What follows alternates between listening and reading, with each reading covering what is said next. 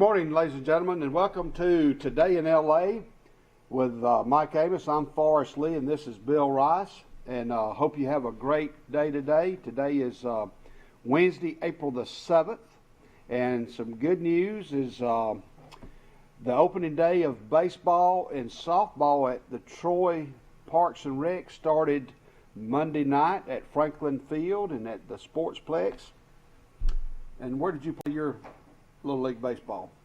I played at Knox Street, and where else did we play?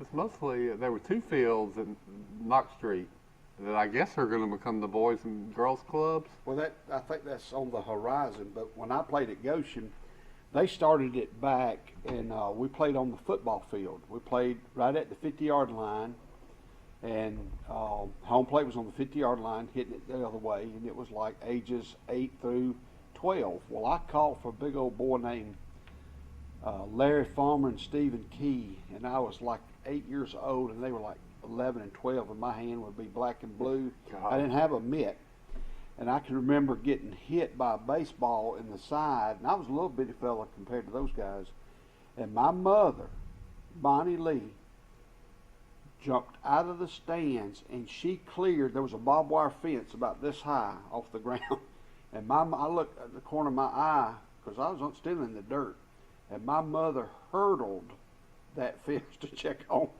her son Forrest. I guess so. And I remember Henry W. Farmer, it was one of the ones that started that league, and they cleaned up the old Farmer field where the rec league is now in Goshen, and we started playing there, and that's been. And that's probably some of your best memories of your life, playing youth Dixie. It is. It was Dixie youth baseball. We often talk about it as Little League baseball.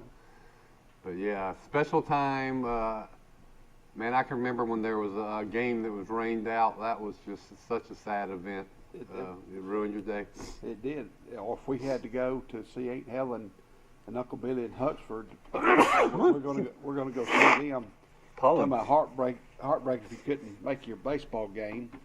But I want to hats off to Dan Smith and his staff for that program. David Dickey and Brian Meadows and all the grounds crew. We have some of the most beautiful fields, and are very fortunate here in Troy, Alabama. Right. Well, to not have this yesterday and then last year, and then to have it this year is a big deal.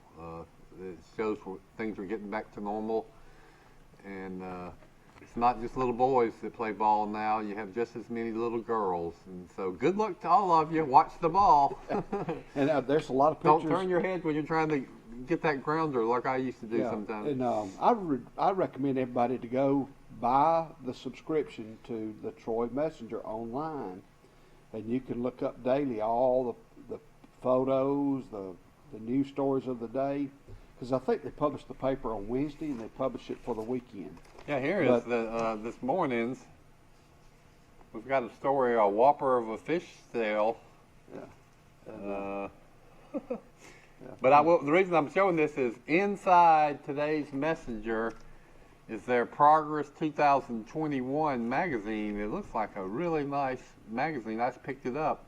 Well, it was in my yard this morning. A lot of people get the paper on Wednesday for free.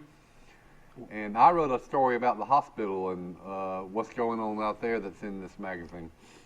And one thing I want to mention is to honor Coach Glenn Daniel from Luverne, Alabama. He was 95 years old. Today at 4:30 at Glenn Daniel Stadium, there'll be a celebration of life for Coach Daniel. And I'm getting chill bumps now because he meant so much. Did you know him?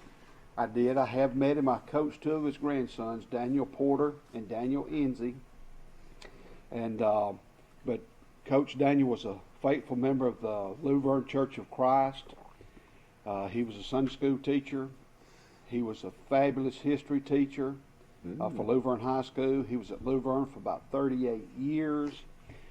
He was preceded in death by his wife of 62 years, Miss Gladys McNeil Daniel.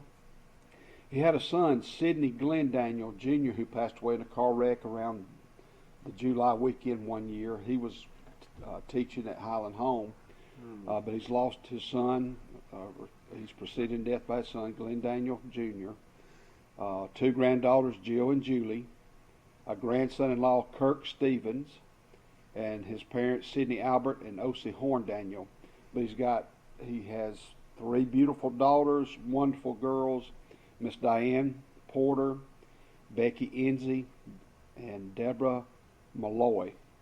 He's got a daughter-in-law, Celia Hoffman, several grandchildren, but the family request. Well, Diane Porter and Becky are well known to everybody here in Troy and Pike County, of course. Longtime teachers in the Troy City School System. Miss Becky, his daughter, was my social studies and government teacher in high school and one of my all-time favorite teachers, and just a lovely lady. Did you ever see her drink a sun drop? Yeah, I think I did. Becky.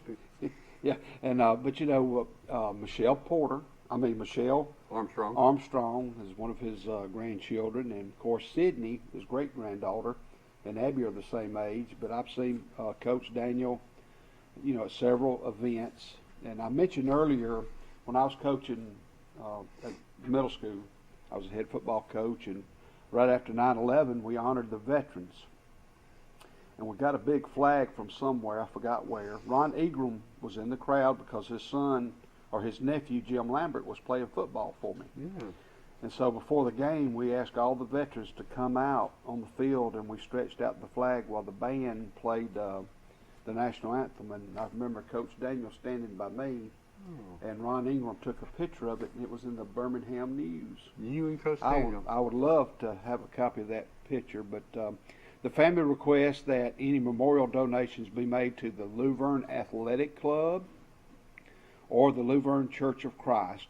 And again, his memorial service will be today at 4:30 on the campus of Luverne High School at Glenn Daniel Stadium. The stadium name for him, that tells you everything you need to know, but we need to tell the people that might not know that for a long time he had more wins in Alabama high school football than any other coach.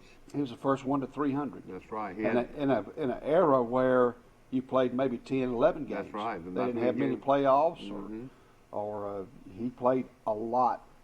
A lot of his games he played up.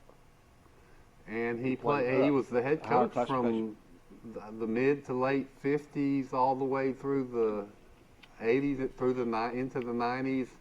Then he retired, I think, and then he came back and was an assistant coach for his successor. Mm-hmm. And I said he moved to Luverne in 1955 and was the head coach for 38 years. He won a state championship in 1991.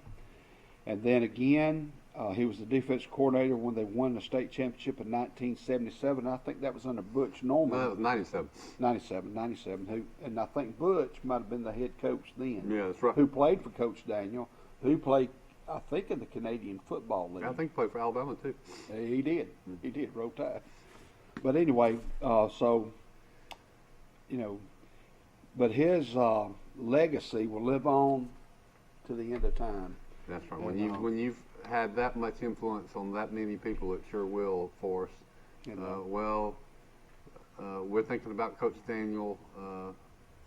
30 miles over in Troy. He was a legend in Troy, and I can just only imagine how his loss is being felt in Luverne. So they called him Daddy or D-Daddy. Now, that's all I've heard him call. That's all I've heard Michelle and Sidney call him is D-Daddy. And well, he was a great man and a great football coach, and like you say, his legacy will live on, and has. He had a great life, 95 years old. 95 years old. And but as it relates to football, and I'm so excited about what we're about to talk about is the Alabama High School Athletic Association has sanctioned the sport of flag football for girls this fall. So I encourage every parent that has a daughter in high school to call your principal today and say, listen, we want our kids involved in flag football. There needs to be more girls athletics. It will be played in the fall. There will be a state championship in Birmingham in the in this fall. You could call the state office. I've got that number as well. I think you may have it too, Bill, but I've got it right here somewhere. You can call the state of Alabama at, where is it? You can call 334-263-6994 for more information. That's the Alabama High School Athletic Association. This is in conjunction with the Atlanta Falcons. It's owner of the Blank Family Foundation. Nike, they will provide the flag belts for the girls to begin with in the state of Alabama. The other states that have flag football are Alaska, Nevada, and Florida. How's it gone over? Extremely well. And one thing that Atlanta did, they found out the girls lacked in some extracurricular activities. And Bill, last year I went to a flag football game. Okay. I went to Columbus, Georgia. Where's the alma mater of Jason Gregory? In Columbus, Georgia. Starts with a P. I knew it was near Columbus, Georgia. Pacelli. Okay. I went to Pacelli High School. Dodge County was playing in the state championships or in the playoffs. Dodge County has a coach by the name of Clint Sanders. He and I used to coach together at Troup County, Georgia, in LaGrange, Georgia. Well, he's coaching girls flag football and just loves it. And those girls, I think they play on an 80-yard field, but it's exciting. It's a clean sport. It's very exciting. And what kind of plays do they run? A lot of running plays or passing plays? Or both? Reverses, quick tosses, quick passing plays, or like one-on-one plays. Yeah. You gotta get the ball out pretty quick. You can't. Yeah. I think 2 people can rush, and everybody has a flag, and I think everybody's eligible for a pass. I think there's either 7 or 8 players on the field for each team, but it's, they're very excited about it. And the founder, this article's in the Dothan paper as well. You have a copy, and I printed this off this morning before I bought one. It says Isaiah Reese. He's a Dothan native, and he's helping make flag football a sanctioned sport in Alabama. He played at Northview. He played at University of Alabama at Birmingham, and then he played in the National Football League for Dallas, Denver, and Buffalo from 1998 to 2004. So he brought this proposal to the Central Board of Control for the Alabama High School Athletic Association in January, and they have approved it.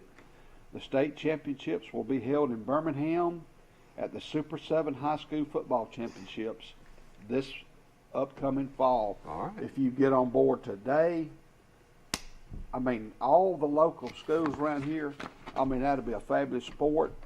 I saw it on Facebook. Well, it sounds like the big money, always follow the money is behind it. The Nikes of the world. Well, look how easy they're going to sell a lot of equipment, but the bottom line is flag football is a lot of fun. It's always been played where you see it with intramurals and sororities and so forth. Well, the rec department has flag football.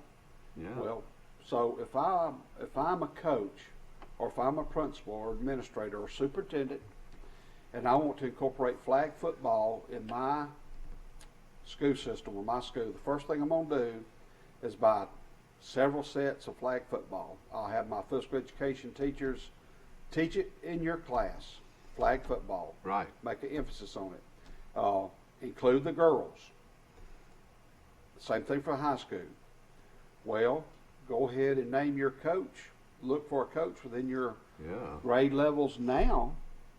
Hey, here's our coach, and call the state and see what kind of sanctions or what kind of rules I had to follow, and go ahead and get it on the table. I'll get it rolling today. It'll get even more girls interested in football. I like that too. They'll learn the rules and the nuances and the strategies.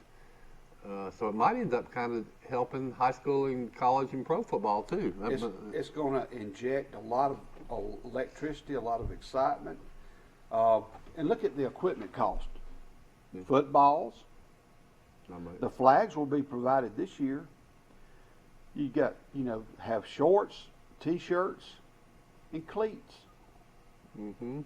There's no expense, hardly at all. And it should be safe for the most part. I Mhm. mean, you'll have some people that'll Make it fun. plant and hurt a knee, I guess. And there's a lot of girls in the high schools who are not active in other sports. Yeah, they got it. But I would since it's going to be played in the fall, it's going to go along the same time with volleyball, and that's okay. But if you've got basketball players and track stars, or even other girls who aren't participating in anything, recruit within your walls. And I mentioned somebody mentioned it on Facebook. I think I saw a lady post it, and she was, "Are y'all interested in this?" And I heard yes, yes, yes, and I said, "Man, I wish I could coach that team." You'd be good at it. Why can't you? Well, who knows? Who knows? But Well, you got your plate's full these days, but I you'd can be take great an at it. I could take an iron out of the fire. My mother always I got told a daughter, and if she said she's going to be on the flag football team and Forrest Lee was coaching it, I would be very excited and happy. Well, I think what it's going to do is going to interject a lot of recreational departments. So we've been ahead of the game. They've been doing it here. Well, it kind of reminds me of when they introduced fast pitch softball. That was kind of controversial in some respects, but you had to teach it early and commit to it for a couple of years. But it was a blockbuster hit. Maybe flag football will be too. This is bigger. I saw the story and thought, well, that's kind of cute and interesting.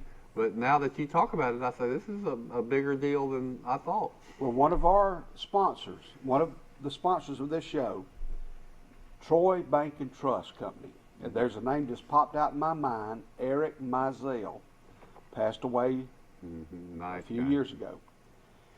He was a coach in the recreational flag football leagues. Well, he's got two superstar daughters who are cheerleaders. Even though they're cheerleaders, I think it can coexist. You can work with your coach and the cheerleader sponsor. Where are they cheerleaders? They're cheerleaders at Charles Henderson High School. They're very athletic, and they are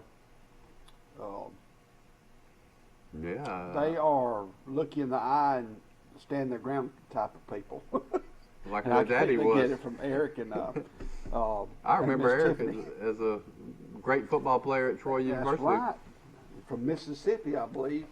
He's offensive lineman. And but man, that would be you get. And I just think of KK Hobby, the All-State point guard for Charles Henderson. You can get her out in the open, gone. That's the key. I'd be calling. I said, I'm gonna call the superintendent today. So listen, can y'all? You need your point guard, center fielder types that can make plays in the open field. Anyway, I'm pretty excited. I just hope these local schools around here can jump on board and do it. That's where some of my great athletic feats happened. I was the quarterback of the college flag football team. I look forward to those games. You had some pretty intense games in flag football in college. They're pretty rough. Going back to rec, I can remember when I was at Goshen, we came to Troy and played in a flag football game behind the old Troy High School. You know that football field down there behind the old Troy? We played a flag football game there against the kids from Troy. Yeah, I bet you did. I remember people playing games out there. I think we played, I don't remember playing in Goshen, but I remember coming up here and playing in a flag football game. Yesterday, we went to Charles Henderson Middle School, your old stomping grounds, and picked up some chicken from the Beta Club. They had some kind of big fundraiser, a lot going on with the school, and I rode down Academy Street, and I was showing my daughter that field. I said, that's where Dad used to practice. There used to be the high school there, and then I showed her Academy Street High School, and I said, that's where the blacks used to go to school, and that blew her mind. Is that field still open? The flag football?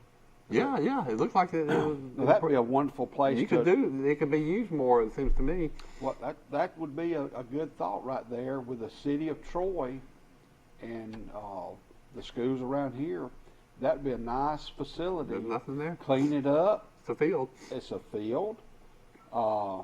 And I'm sure you could temporarily park somewhere close by. Well, I want to yeah, finish my Charles Henderson Middle School story. I can't remember the last time I was at Charles Henderson Middle School. I had a newspaper here in the late 90s, so I must have been over there doing stories for a while, but I would say it's been well over 20 years since I was at the school and inside the school. I can barely recognize it. It's really nice. So we go to the fundraiser to pick up our baked chicken, and I walk Maggie through the school, and because she'll be going to school there one day, and Will was with me. And saw the gym where you used to coach, and that looked about the same. That hadn't changed much. We need to honor that as James W. Whitman Gym. Why don't we do that? That should have been done 20 years ago. Good suggestion for us. Well, I made it about 10 years ago, but it didn't happen. Well, we're going to get Bill Rice behind it now, and we'll make that happen.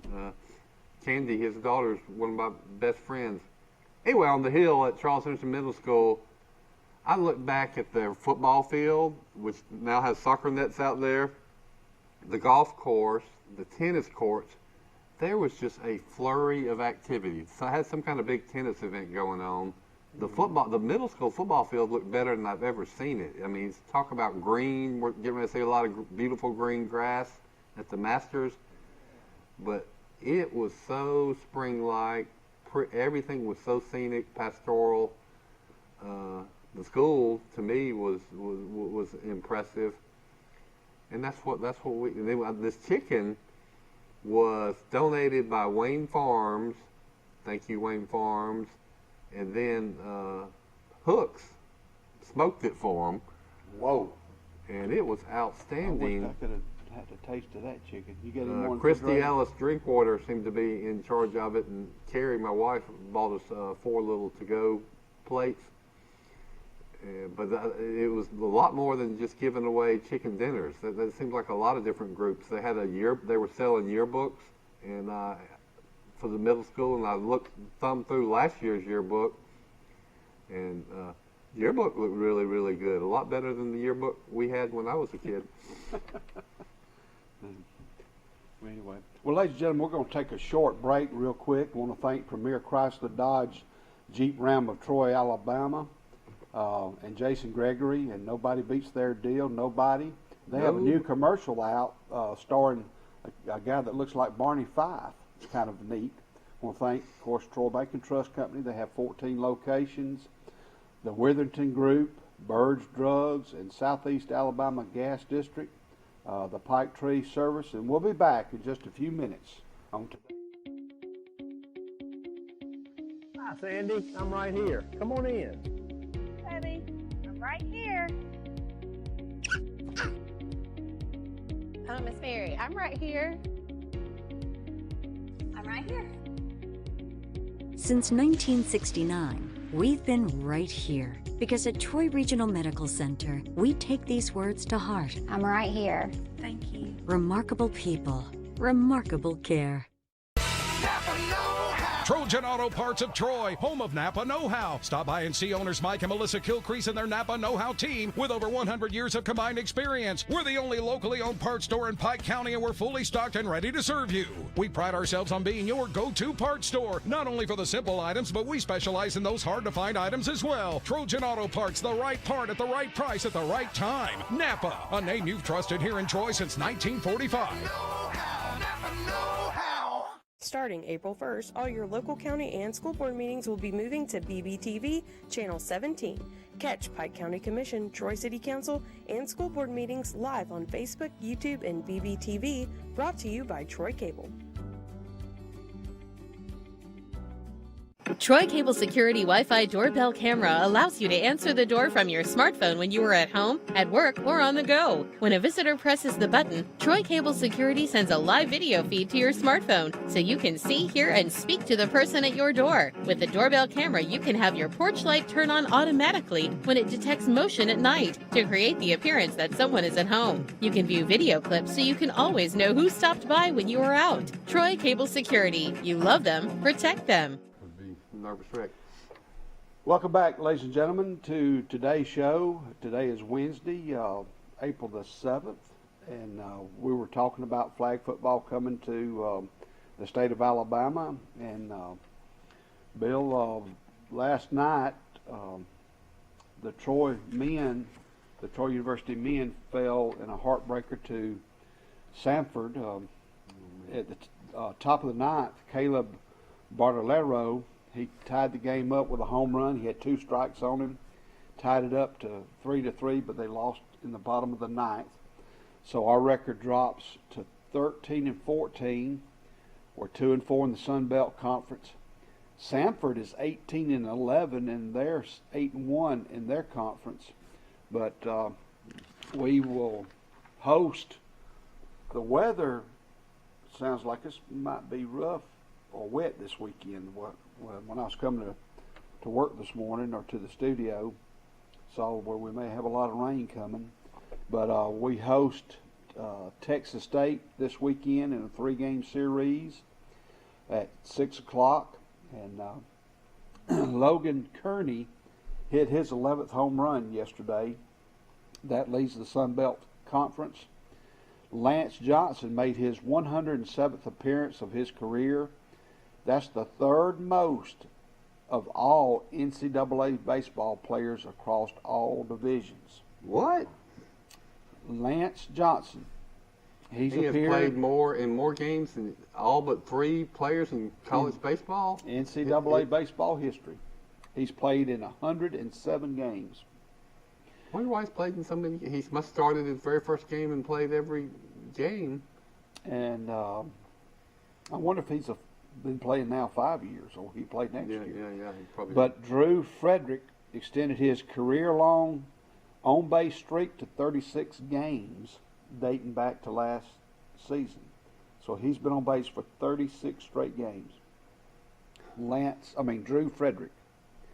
And Caleb Bartolero made his first start at first base in the contest and registered his 4th career home run. So those are some notes. It's the thrill of victory, the agony of defeat when you're a sports fan. Samford, there's some really good baseball programs in Alabama. No game is a gimme. And the Lady Trojans, of course, this is a great weekend for Troy University. You got baseball, softball, and at Saturday morning, the T-Day games at 1 o'clock. And Saturday morning at 9 a.m., the Simberg memorial ceremony will be held in Trojan Arena. But the Lady Trojans softball team, they're 25-6 overall, 9-0 in the conference. They will play the Raging Cajuns of Louisiana, and they're in the top 20. I think they're number 16 in softball. They're coming to Troy this weekend. Well, that's the headline game besides the T-Day game. All right. The Lady Trojans, just like the basketball team, they're upstaging the men, but good. The weekend, it's going to be Friday. This weekend, first pitch is Friday at 6 o'clock, Saturday at 3, and then Sunday at 1 o'clock. Going back to the men, the first pitch Friday is at 6, Saturday at 4 o'clock, and Sunday morning at 11. The baseball team, and of course. So let's recap. Need something to do this weekend? Troy baseball, Troy softball playing the top 20 team for the first place in the Sun Belt, and the T-Day game with these 20 starters coming back in this fierce competition for the quarterback job.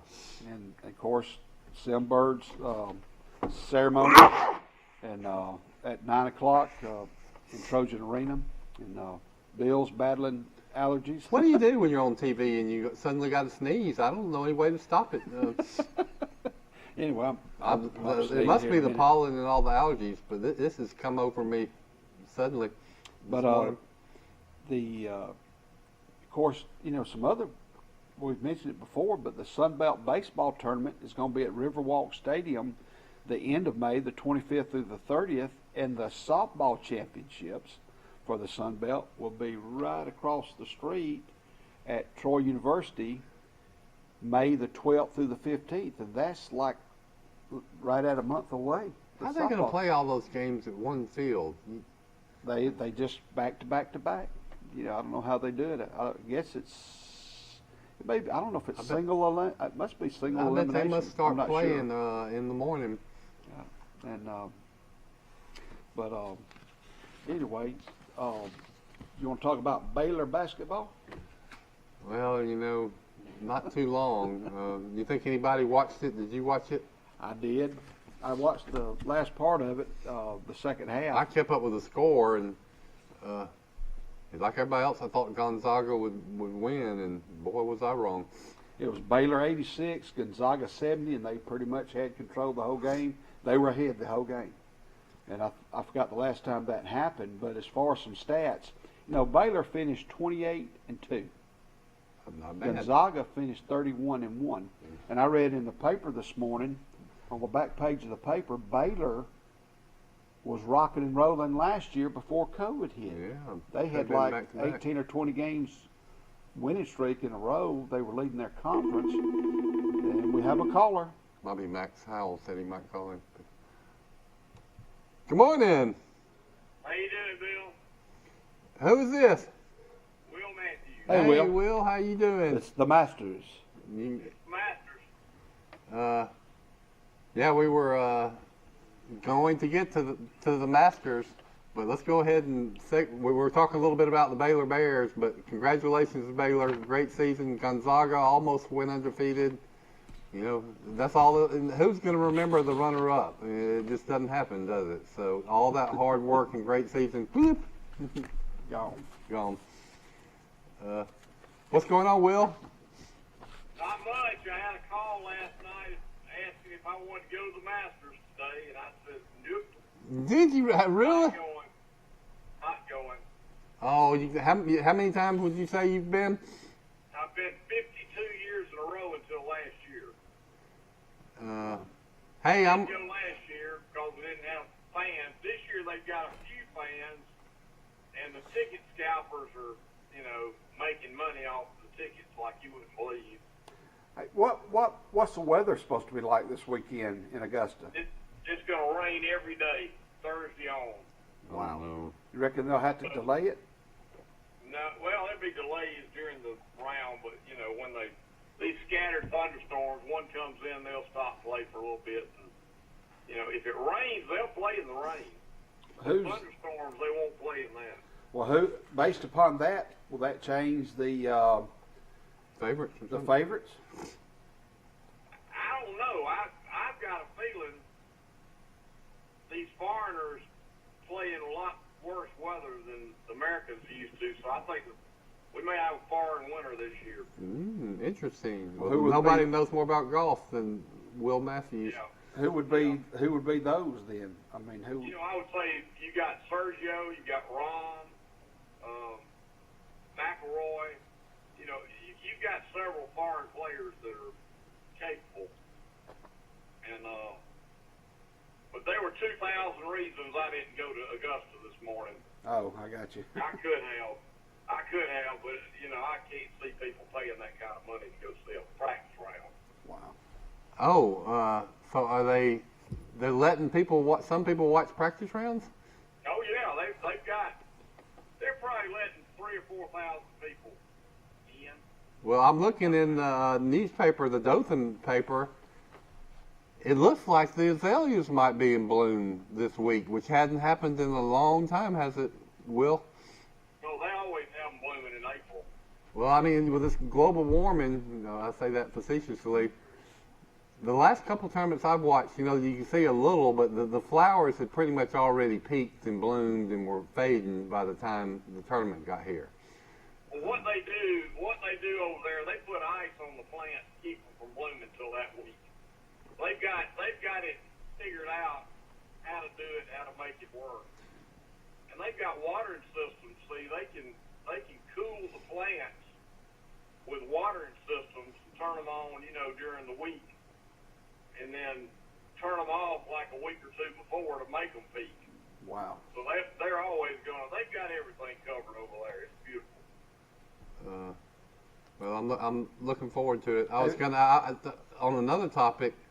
I was thinking about calling you. I've been working. While I missed the show Monday and Tuesday, I'm working real hard on the story for Troy Life.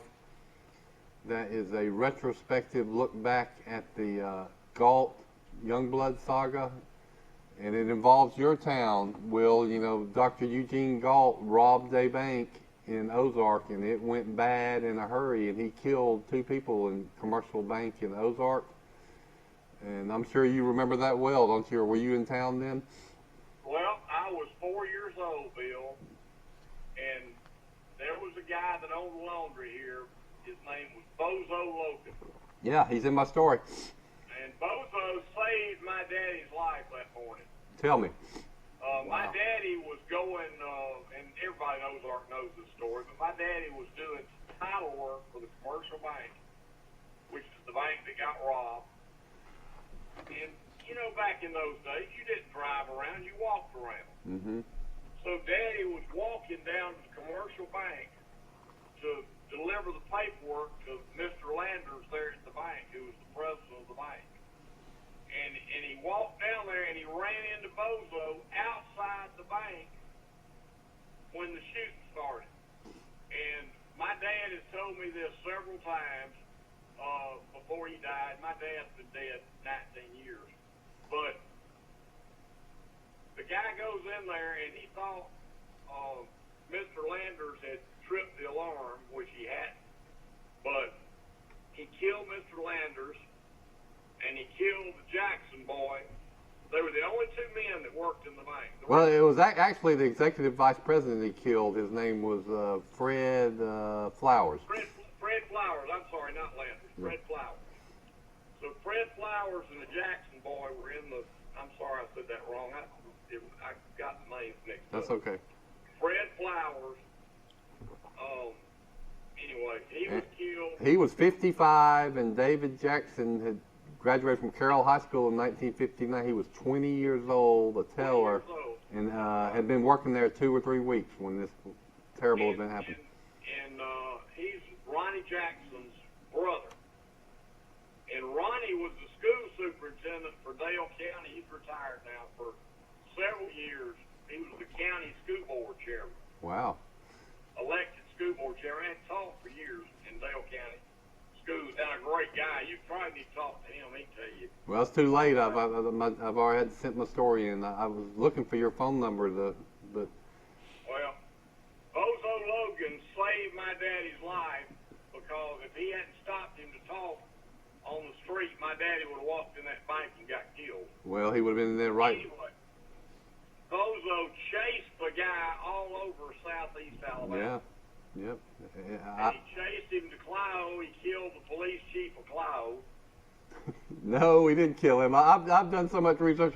He killed a cop somewhere. Well, in Troy, but he almost killed the police chief. I mean, you're close. The police chief in Clio. It seems like Mayberry. They had a 2-person police force, and he pulled over Galt at the stoplight in Clio, and they had a heck of a shootout. The police chief was shot in the chest. Probably should have died. Nearly died, but he somehow survived. He actually wounded Galt, grazed him in the head in that shootout.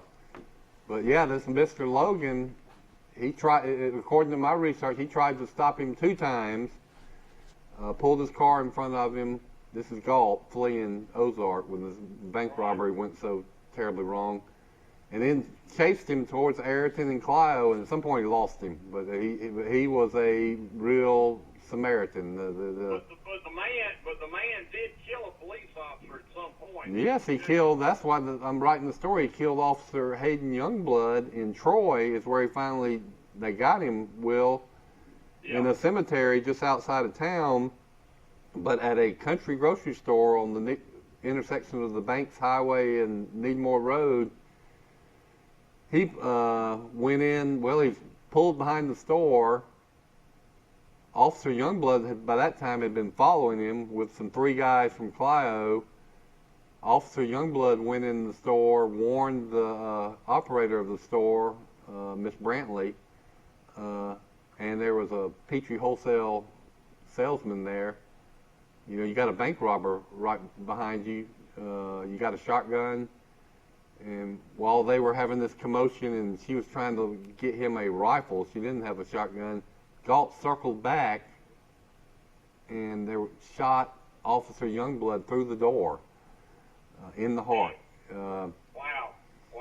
And so that was the third person he had killed in a matter of less than an hour.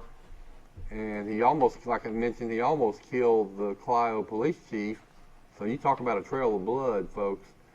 Then they pursued him to the cemetery down the road, and then they just prolonged shootout involving two local officers and 2 Crenshaw County state troopers, where they were firing guns at each other, hiding behind tombstones and an outhouse, behind trees. Went on forever, seemingly, and they finally got him there. Well, let me tell you a story you do not know about this, that my dad related to me. Every officer was there after they killed the man, put a bullet in him. Every officer that was there. They didn't want any doubt.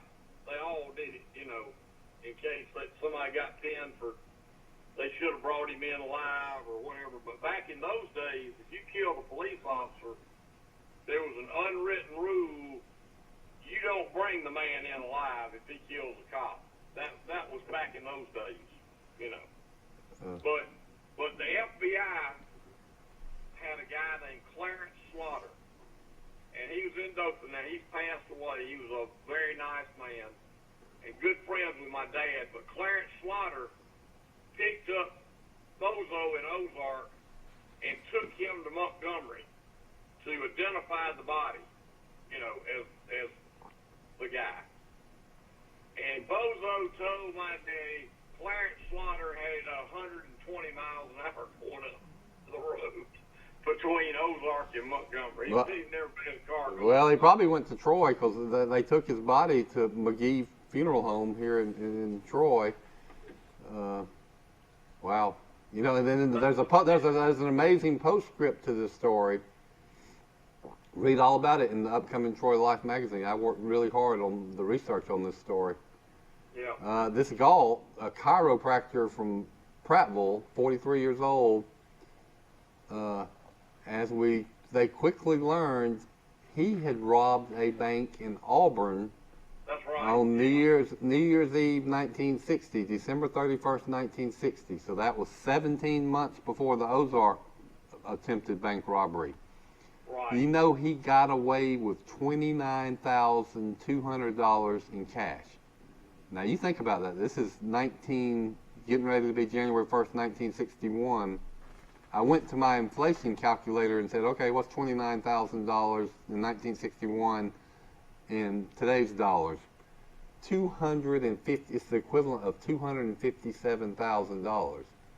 Yeah. So if you have you ever heard of many people that rob a bank and they get away with $257,000? Well, he did. This chiropractor that was originally from New York State. So the question to me becomes, and then when they killed him and found he was broke. So in 17 months, he had gone through the equivalent of 200 and somehow. Yeah.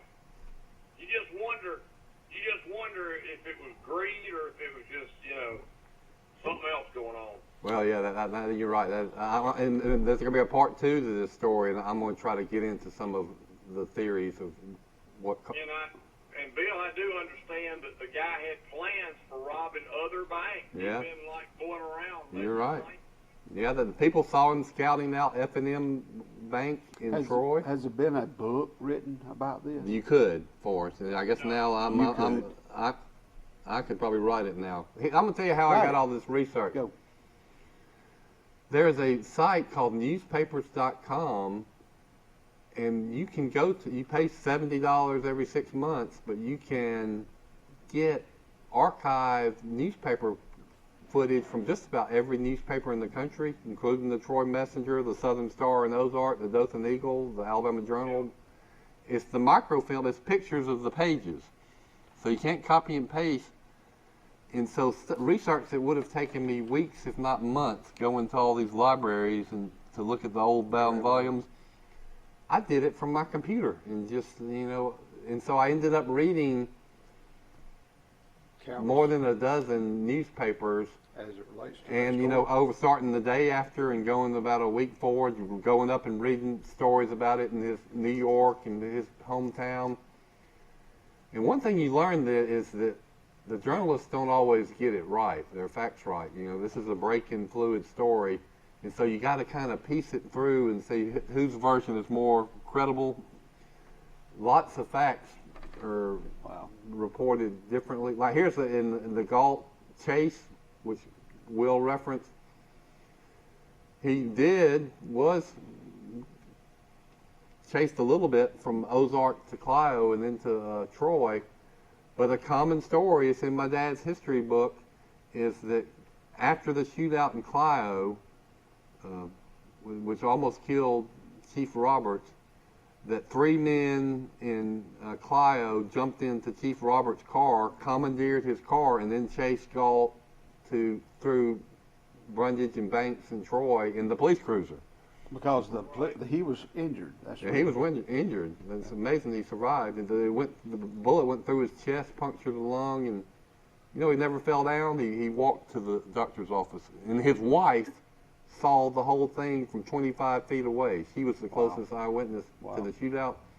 Anyway, it's in every newspaper. I know why it's in my dad's book, because it's in about 10 different newspaper articles. These people chased him to Troy in the Clio police chief's cruiser. Well, that wasn't true. I mean, they jumped in another vehicle and chased him, but they left the shot-up police cruiser in Clio. That's just that's an example of the details that get passed along. That if you actually go back and look, you'll see that some of the details aren't correct. Bill, didn't he shoot somebody through a building like they were out in front of the building, he was behind the building, he shot all the way through the building and hit somebody? That's the conjecture about how he killed Officer Youngblood, that he was... Right. Now, there's a big debate, and I don't say a big debate, there's questions about whether Galt shot Officer Youngblood in the front door of this country store, through a screen door, or a rear side door. Most stories, articles I read said Galt shot Officer Youngblood as he was standing near the front door. I kind of lean towards putting things together that it might have been the side door, but we don't know. I mean, Galt from his car shot Youngblood through one of those doors at the grocery store. And another thing is that he was an unbelievable marksman. I mean, just about everybody he shot, he hit them. He must have had an arsenal of weapons. Had a lot now, what's the name of the cemetery that? Pleasant Hill Primitive Baptist Cemetery. And I went out there with Bobby after church Sunday. My dad had taken me when I was a kid. You can still see bullet marks. And, now, is that store still standing, or is that another? It's been raised. It was there a long time. But there is a building there. There's another building right near it, but it was right on the corner of the Banks Highway. Yeah. But that cemetery, there's some of the pioneers of Pike County that are buried up there. And the church that was there at the time was built in 1842. Think about that now. That's 18 years before the Civil War. That's before the city of Troy was incorporated as a town.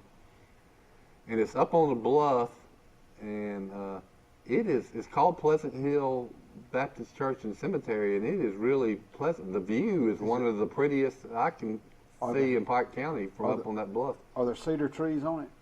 Oak trees, and there used to be, according to Chief Reeves, who I interviewed, Grady Reeves, now an attorney, said that at the time there were a lot of mimosa trees, but there's a beautiful big oak tree, and that provided cover for, I think Kemper Johnson was one of the people that maybe ended up firing the fatal shots.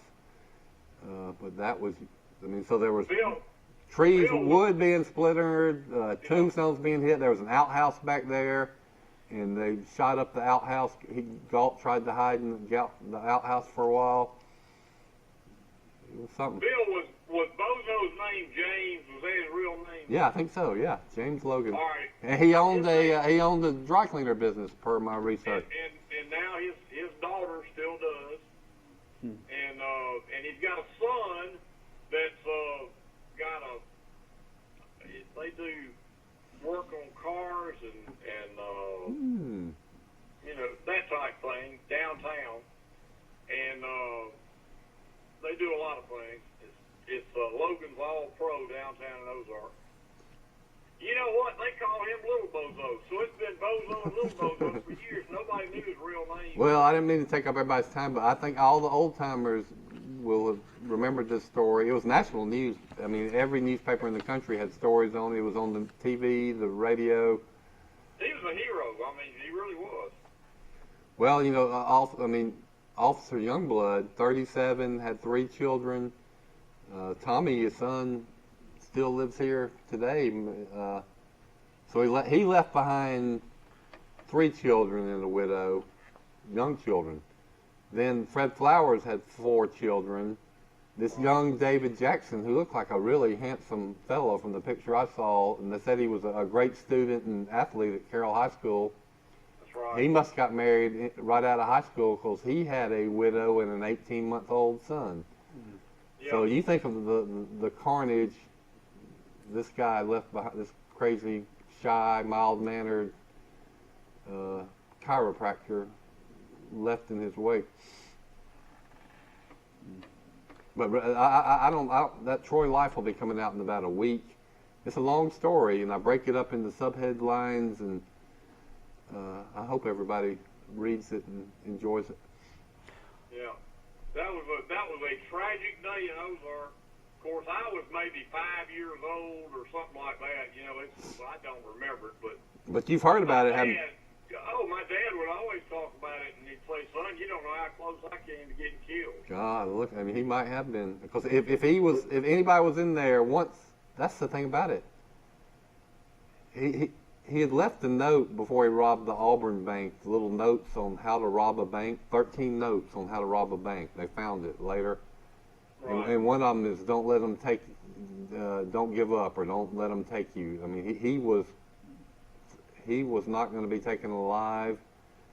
And he went in that bank, and you're right, he probably got scared, thought they tripped an alarm or were going for a weapon, and he just started shooting and didn't stop. You know, I just remembered something my dad told me about that. He said Mr. Flowers stuttered. Okay. He stuttered. I mean, it was just his normal thing, and the guy panicked when he stuttered. He thought he'd done something, you know. Oh, well, I wish that would have been a good detail. Yeah, he told me it wasn't you know how people sometimes their speech makes them seem like they're nervous or something, but he stuttered. Well, it's the contrast is, I read up on of course you get one nugget of information, and so I said, well, now I got to read up on this Auburn Bank robbery. Yeah. Well, first time the guy, as far as we know, has ever robbed the bank, right? It couldn't have gone off better. I mean, it was the flawless, perfect bank robbery. He walked that one, the one in Ozark was 2 minutes before the bank closed. He walked in. In Auburn, he walked in right before the business had opened. He came in the rear behind the employees who were going in. Yeah. It was the last day of the month. Auburn University was getting ready to get paid for the month. So the bank had gotten extra cash, so all the Auburn people that worked at Auburn University could cash their checks. That's why they had so much money. He walks in with his glasses on and his coat, smoking a pipe. Casually, as confident as can be, takes some grocery bags out of a suitcase and says, "You know what to do." Hands it to one teller, has his .45 caliber on him. He fills up the bags as Galt's sitting there smoking his pipe like nothing's going on. Comes back with some money in the bags, and Galt looks at it and says, "That ain't enough." And he sends him back, and he goes get some more. 3 minutes later, he is out of the bank, and they say it's like he vanished. They had roadblocks everywhere, and nobody spotted him. He was living in Tuskegee at the time. He was his chiropractic practice was awful. He was hardly made any money. And some teller, did one of those sketches or told a sketch artist and gave him a description.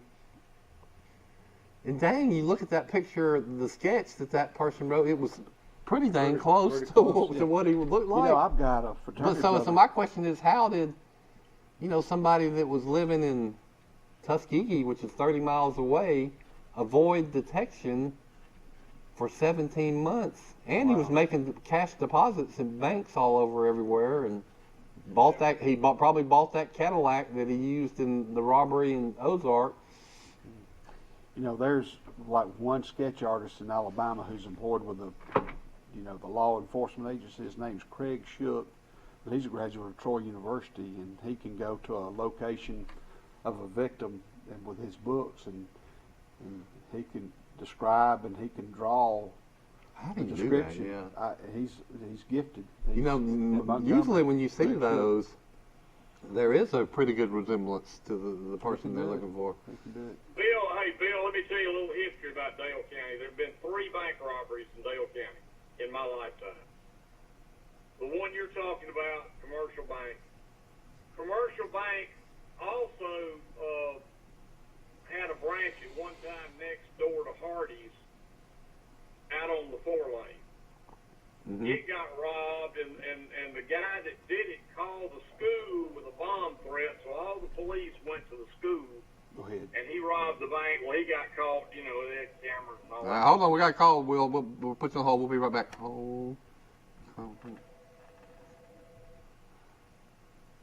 Hello? Good morning. You're on Today in L.A. Yes, Will. Max Howell. How you this morning? Hey, Max. Hey, Max.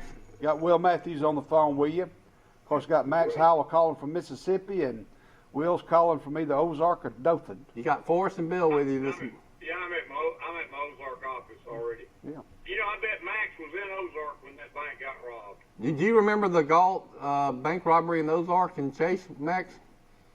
What year was that? 61. May 22nd, 1962.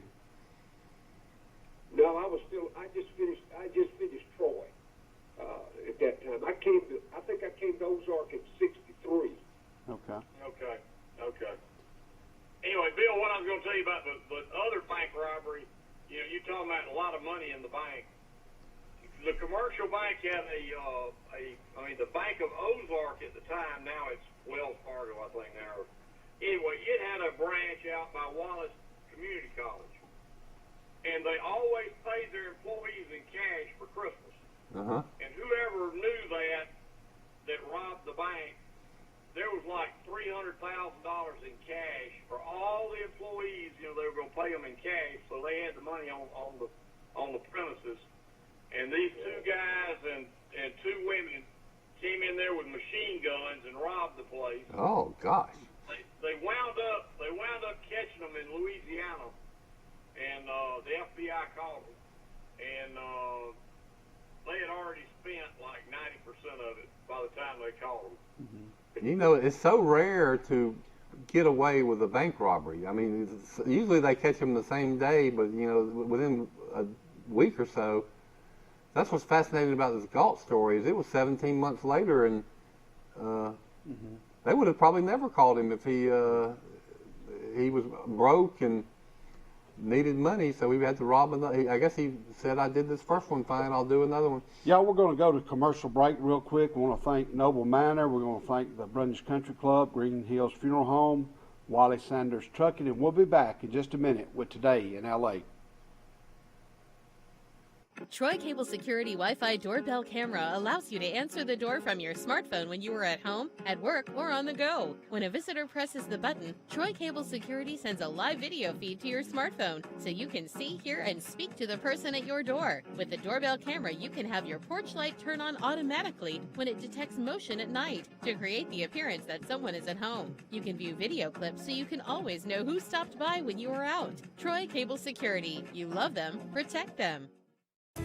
A personal touch, a high level of trust. Whether it's checking and savings accounts, personal or business loans, or our local friendly service. That's what Troy Bank and Trust customers expect. But now we offer more. Free identity theft protection for our new and existing customers, protecting your family's time, money, and good name from identity theft. Because protecting your identity is now a big part of our identity. Hi, Sandy. I'm right here. Come on in. Eddie, I'm right here. Hello, Miss Mary. I'm right here. I'm right here. Since 1969, we've been right here. Because at Troy Regional Medical Center, we take these words to heart. I'm right here. Thank you. Remarkable people, remarkable care. Trojan Auto Parts of Troy, home of Napa Know-How. Stop by and see owners Mike and Melissa Kilcrease and their Napa Know-How team with over 100 years of combined experience. We're the only locally owned parts store in Pike County, and we're fully stocked and ready to serve you. We pride ourselves on being your go-to parts store, not only for the simple items, but we specialize in those hard-to-find items as well. Trojan Auto Parts, the right part at the right price at the right time. Napa, a name you've trusted here in Troy since 1945.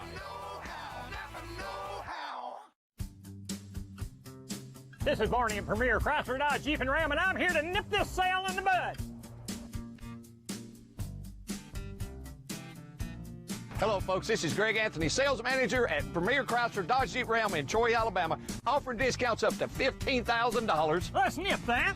0% financing up to 72 months. We gotta nip that. Barney, $5,000 over Kelly Blue Book for your trade-in. You're killing the competition. Barney! Troy Cable Security Wi-Fi doorbell camera allows you to answer the door from your smartphone when you are at home, at work, or on the go. When a visitor presses the button, Troy Cable Security sends a live video feed to your smartphone so you can see, hear, and speak to the person at your door. With the doorbell camera, you can have your porch light turn on automatically when it detects motion at night to create the appearance that someone is at home. You can view video clips so you can always know who stopped by when you are out. Troy Cable Security. You love them, protect them. We're back, ladies and gentlemen, on Today in L.A. I'm Forrest Lee, and this is Bill Rice. On the phone, we have Will Matthews calling from Ozark, Alabama, and Max Howell calling from the great state of Mississippi. Good morning, guys. How you doing this morning? Well, Max, tell us, I haven't heard from you since football season, what you've been up to and what's on your mind. We heard you entered the transfer portal. You know, spring training's going on for the first time. You know, it seems like forever. In fact, I'm headed to Troy Friday. I'll be there for the game this weekend. Yay, good. Going to Alabama the next weekend and over to Ole Miss the following weekend. Gosh. So I'm going to try to catch up over the next 2 or 3 weeks and kind of see, you know, over here, the 2 new coaches this past year, with Mike Leach and Lane Kiffin, it's all the states, you know, uproar about, you know, which team's going to be the best. But I think Kiffin's pushed Ole Miss a little bit ahead, it appears, right now. But the gates are going to be open. They've opened up all the baseball games. You know, Ole Miss is having 12,000, 15,000 baseball games over at Mississippi State. Both of them ranked in the top 10 in the country. So, you know, it's sports. It appears that the sporting scene in this part of the country is coming back pretty strong. Hey, Max, you know who's number 1 in the country in baseball, don't you? Vanderbilt. Vanderbilt. Yep, Vanderbilt is, and in Arkansas and Ole Miss, Mississippi State, I think all right there at the top. I saw it.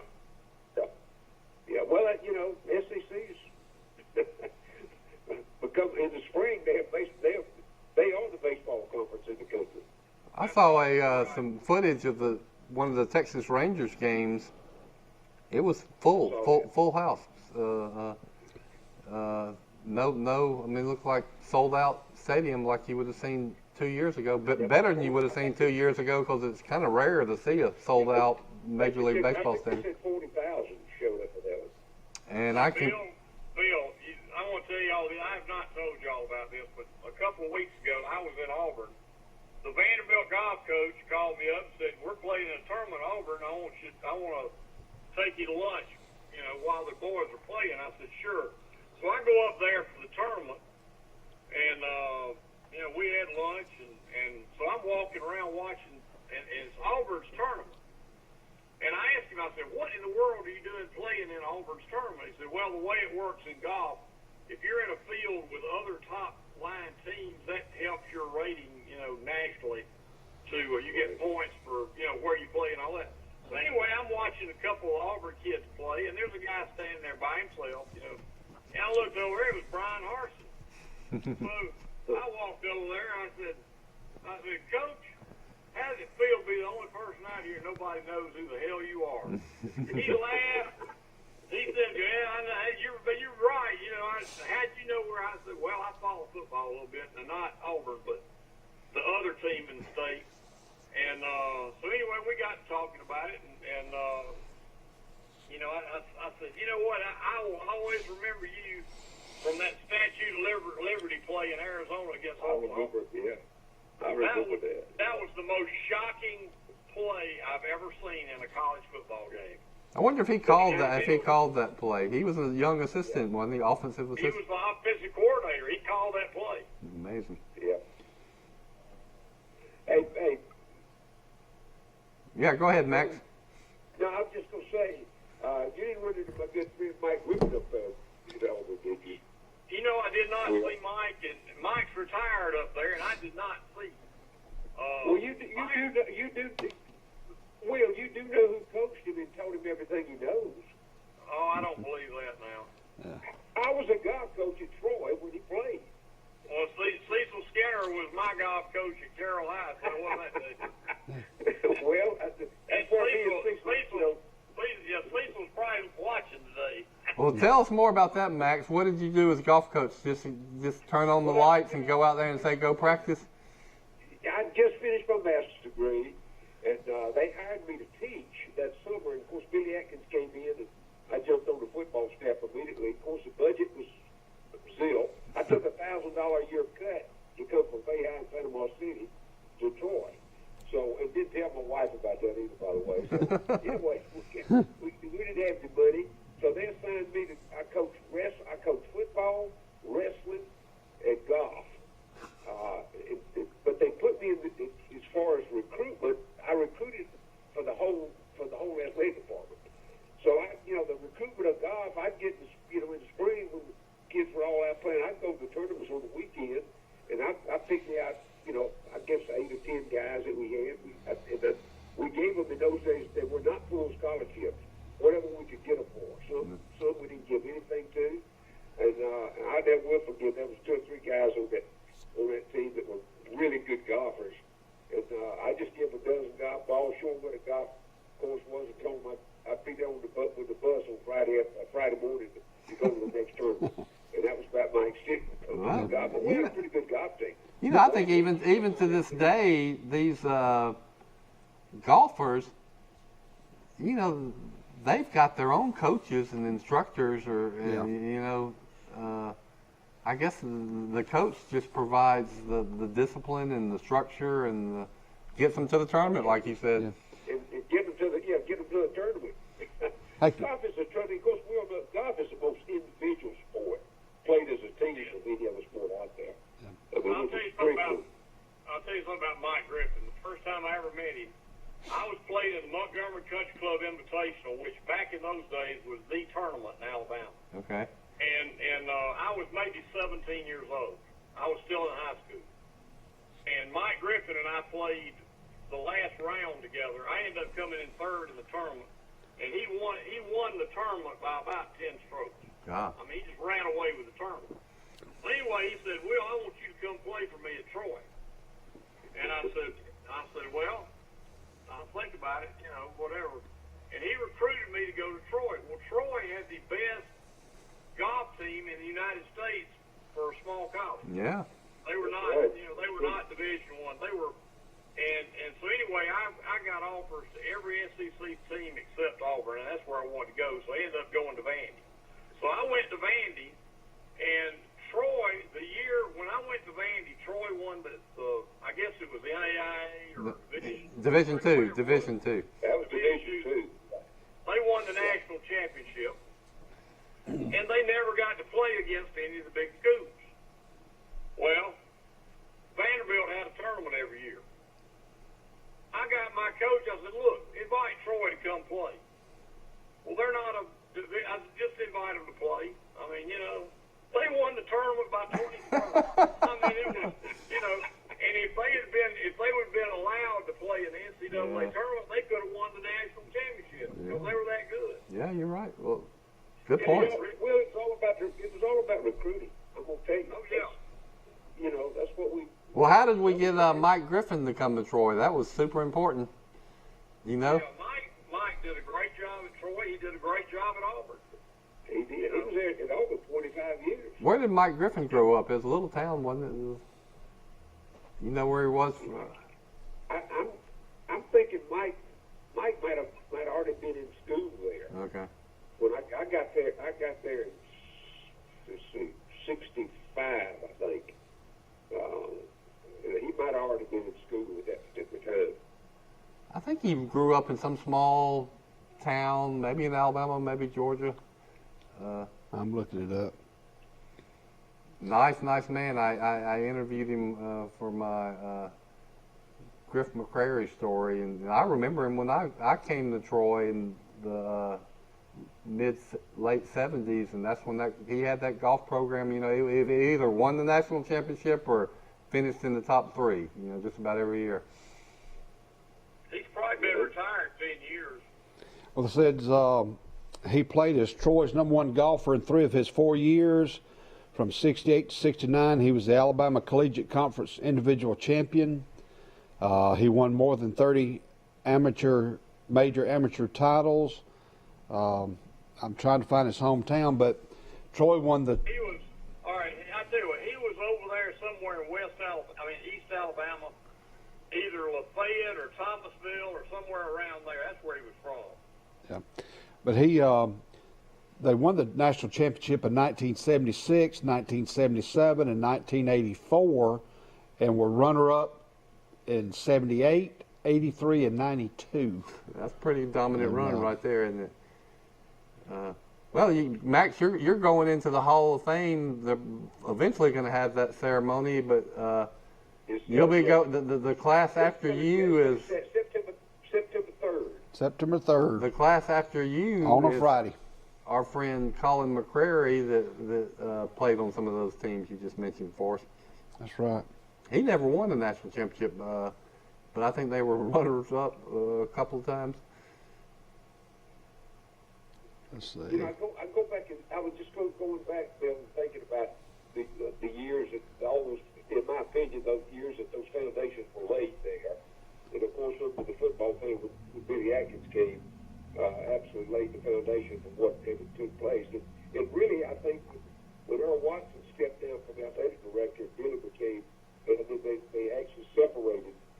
We got there in that transition from NAIA to Division II. And, was able to recruit, and Dr. Ralph Adams provided the funding for us.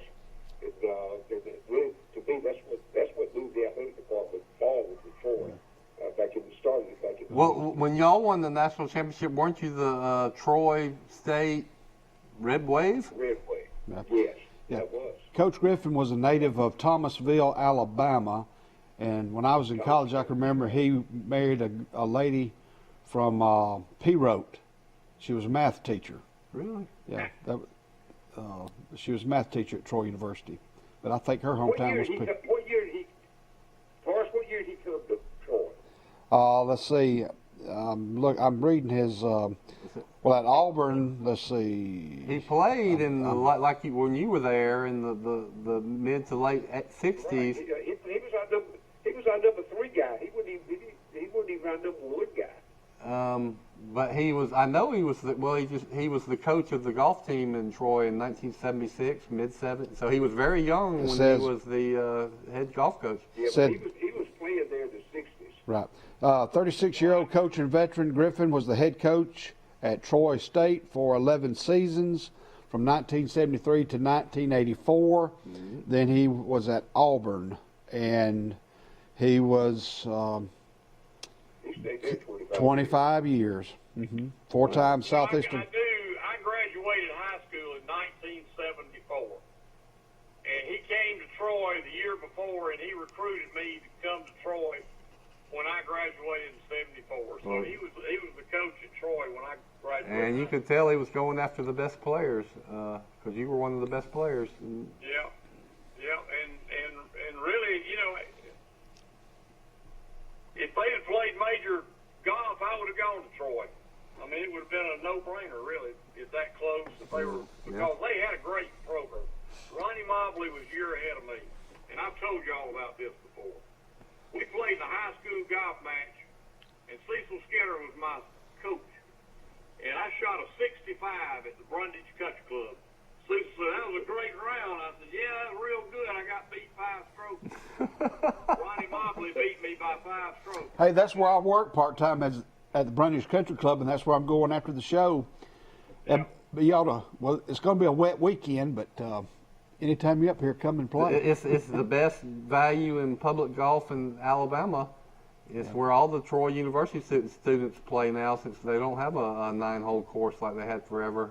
They go to Brundage Country Club. Well, I can still remember he came within 6 inches of having a hole-in-one on a par 4 at Brundage Country Club. Wow. Oh, Ronnie Mobley, I've heard my whole life what a fantastic, unbelievable golfer he was. I came within 15 yards the other day of a hole-in-one. I've never had one. But anyway, what did y'all think about the basketball game? Baylor and Gonzaga. Any thought? I think that they were the best 2 teams in the country when they played. I don't think there's any doubt about that. You know, I want to mention. I can mention one thing about basketball that we need to mention. You know, they actually have a final poll in basketball in the AP, and the University of Alabama finished number 5 in America in that poll, which is the highest finish in the history of the basketball program. And Alabama next year, right now, currently recruiting, Michigan's number 1, Florida State's 2, Alabama's number 3. Alabama got a commitment from a 6'11" kid who played at the IMG Academy in Florida last year. He's originally from Ontario, Canada. There's 2 other players on Alabama's team that are from Canada, but they boosted Alabama to number 3 in the country in recruiting for next year. So you talk about a turnaround year for a basketball program and a turnaround coach. It's Nate Oates.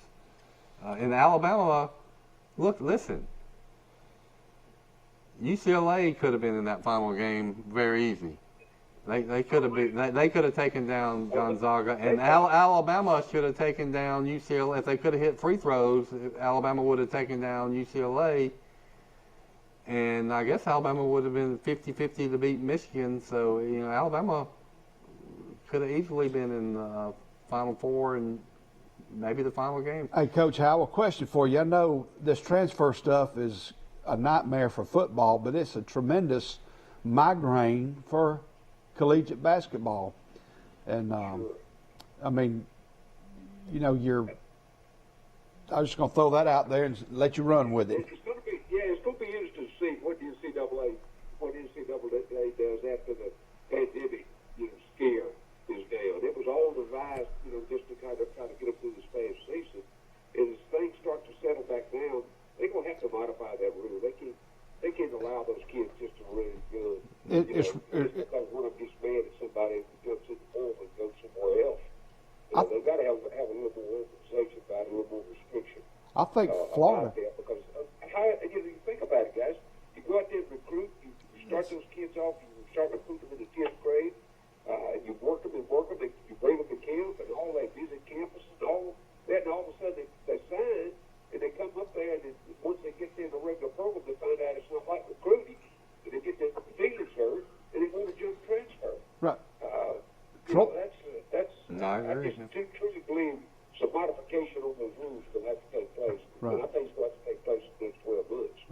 Coach, Troy University lost a player a day before the Sun Belt Conference tournament. He left the program, and I know the University of Florida has lost like 4 or 5 scholarship players since the end of the season. It's like boom, boom, boom. You can't keep up with who's leaving and who's staying and all that kind of stuff.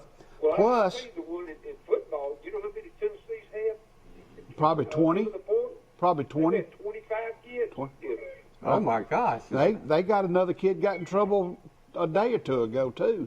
Right. And well, that is just. I was on the air with a guy in Knoxville yesterday, and had a lengthy conversation about that sort of thing. And it's that internal organization of that, and a lot of it goes all the way through administration of the university.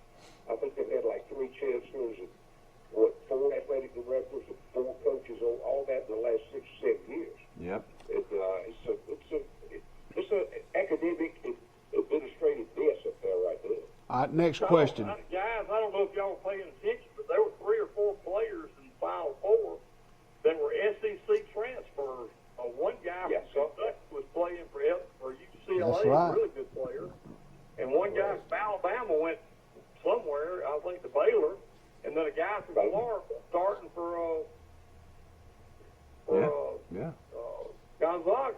Right. It's like unlimited free agency right now. Is you just half your roster on many teams will be transfers. All right, question thorn of the day. Will the Southeastern Conference get pressure to move their SEC championship game out of the state of Georgia? I mean, what's your thoughts on Major League Baseball pulling the plug? Take off. Well, it started in Birmingham, so if they just returned there with the new stadium downtown.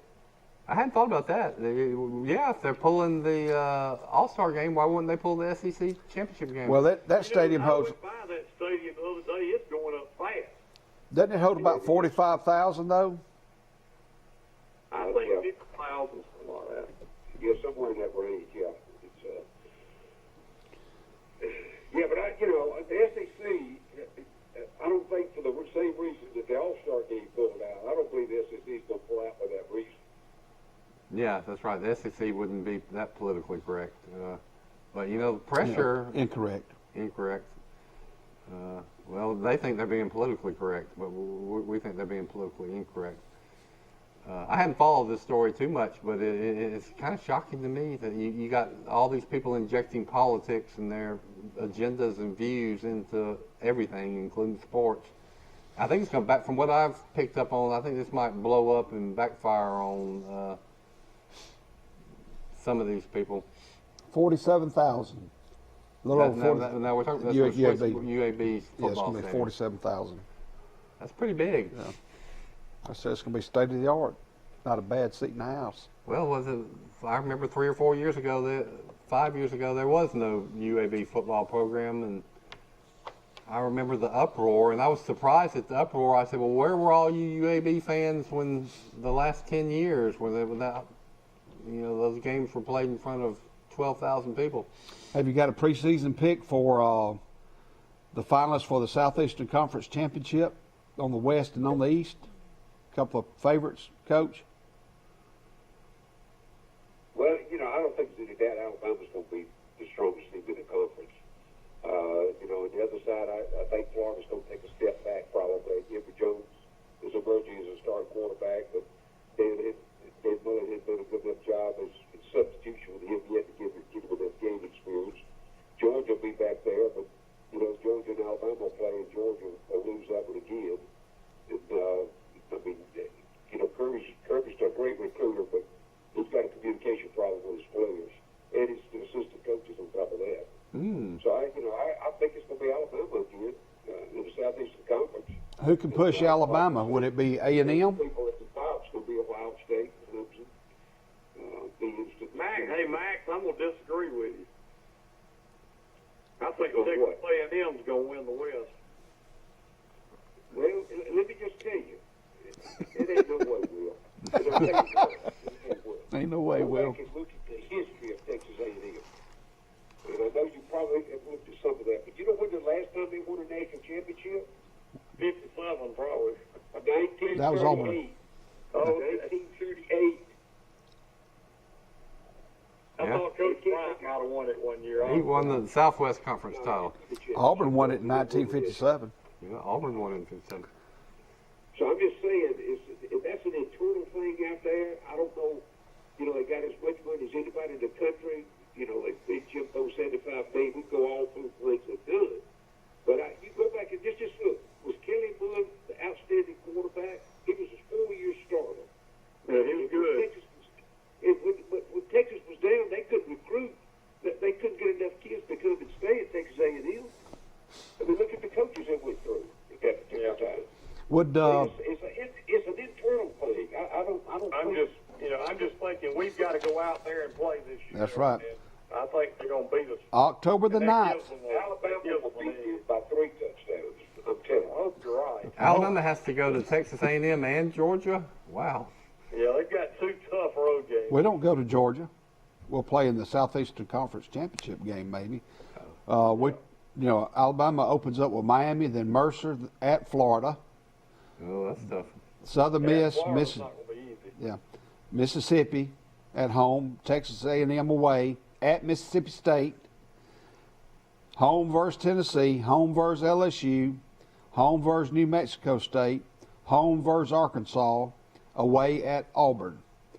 And that's Sounds like Florida and Texas A&M are the 2 games you go. what about Texas, Coach? How do you feel about Texas? Are they going to get better? That's another one. Just they stumble along, and Sarkisian will do a good enough job. But Texas has got so many. They got more internal politics going on there. The Razorback Brown stayed 15 years, guys. He won one national championship, but it was nothing for him to entertain the politician that practiced every day, as he was standing on the sideline trying to coach a ball game. And that's in that particular environment. That's what's most important out there. The wins are important for them. They're going to do the politics thing, and they're going to count the money. That's those are the most important things. And that all remember. I know all of you remember. The movie that Jimmy Sampson had Nick Saban flirting with that job, and they were going to pay him $10 million and all that stuff. That was that was just a ploy by Jimmy Sampson, and it worked. It worked for Alabama to keep Coach Saban. But the fact is those dudes, until you get inside and work with those guys inside, you can't comprehend the internal politics that goes on. Well, that's always been a theme of your commentary, is that look at what's going on with the boosters and the academics and the presidents. Absolutely. And I think it seems I true to me. was just fortunate enough to be in some good programs and work on the inside. It's just some of the jobs I left along the way. My resume's dotted with 2-year stops and 1.5-year stops, because once you got in, you saw what was going on. You knew there's no future there for you. And of course, in those days, the money wasn't worth it to try to stay. I think there's a culture in the leadership that everything seems to flow from. You look at when the bad years Alabama had, the lean years. You look at the presidents the University of Alabama had, and some of the athletic directors.